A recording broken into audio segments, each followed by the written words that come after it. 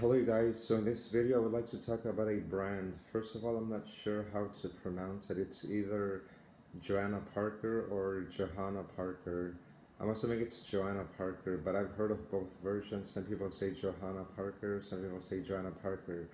So in this case, I guess I'll be team Johanna Parker just because it just sounds better to me. It just sounds more high end.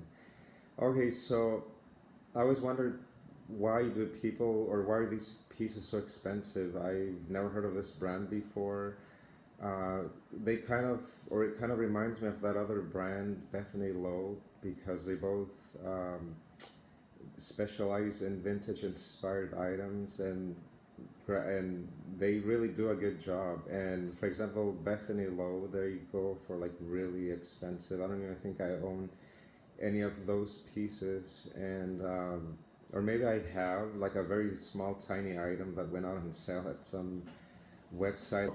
The only reason why I found out about them was because I forgot. I think I was searching online for something and then it popped up or something. Anyway, so now I know what they are. So again, if you go on eBay and other online stores, they go for like $30 easily. Like any salt shakers, cookie jars, or just little trinket boxes. They get really expensive. But I really wanted to know how much people are paying for these, because unless they're paying $40 per piece and they're just selling them at face value, I'm not sure. But I had to find out for myself. So I went out on a mission. So I went all over. I had seen them at good, uh, what do you call that? At Home Goods. That's mainly where I've seen them, every now and then at Marshall's, and then sometimes at Ross. So I went out on a mission on Friday, or maybe on Thursday, but I couldn't find any of them. So I went to a few Rosses and I went to like a few Home Goods, nothing. So, but I did end up finding one item at this last Ross that I went to, which was last Friday, and I wasn't even expecting this Ross to carry any Johanna Parker items, but I did find one. So in fact, I found two, but I ended up buying one. So this is what I'm talking about, and this was the only one on there besides that other one. So this is a ghost, and you could remove the hat or the top, and it's like a, I don't know what you would call it. It's either a candy jar, a trinket box, or I guess a multi-purpose kind of container of some sort. Anyway, it does look very vintage and a vintage inspired item, and so he looks really cool. So this item easily can go for like $40 on eBay or OfferUp, but and this is an original. It says Johanna Parker design at the bottom, but I only paid $5.99 for this. So it's sad, like how people are hogging them up. They end up selling them for like super expensive. And I'm thinking, I wonder if anybody out there buys these things. I really hope not, because that's just not fair. It kind of reminds me of Ray Dunn, where like I've seen videos where like people just hog them up and they buy all of them and they end up selling them online for like way more. Like let's say they buy a mug for $4 and they sell them for like $40 or even more. So these are some examples that I'm going to show you. So these are both, well, just Johanna Parker, since this is what the video is about. So these are some items that I found online.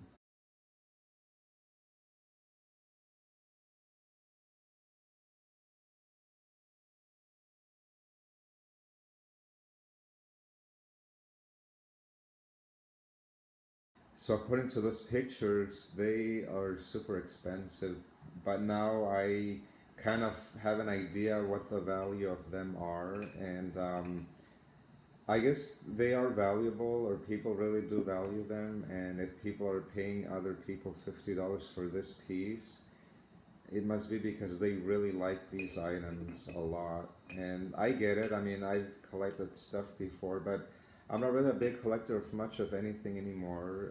If I do find something that I really do like, I don't. I usually don't try to buy or get hooked to it, because I don't know. I learned my lesson with living dead dolls. I used to collect living dead dolls. I stopped doing that long time ago because I just ran out of space, and I'm all like, why am I? I mean, it can be fun, so I don't condemn anybody who does collect stuff. I mean, I collect still stuff every now and then, like Halloween items, obviously. So to each their own. We all do what we want with our money, but I just still think that it's really unfair for somebody to buy something for $4 and ends up selling it for $50 or even more. So that's just basically it. So while we're at this, I did go out and let me just show you what I got really quick. I found some other items. So I went to Rite Aid, and Rite Aid had 50% off on all their stuff. And it seems like for like the past 3 or 4 years, I've been buying at least one pumpkin item from Rite Aid, and they always end up bringing at least one pumpkin that I really like this one. It looks really nice. I like the details. Even though the paint job is really horrible, it kind of almost reminds me of a 99-cent store's item, the way this thing was painted, but it's okay. And but I really like it. So this one's 50% off. It's nothing too big. You could store it easily, box it up.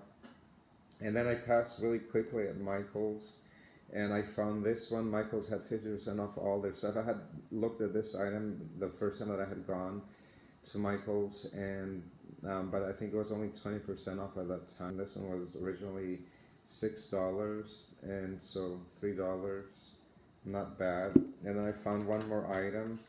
I found these really cool ghosts. So you get 3 of them. Initially, I thought they were plastic, which I think they are.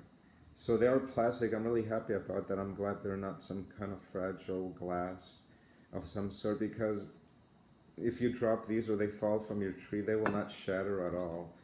They will not break, and you can still use them for many years to come. And I really do like their vintage kind of look. They have like that vintage look to them. Really cool for your trees, like for like a Halloween tree or something.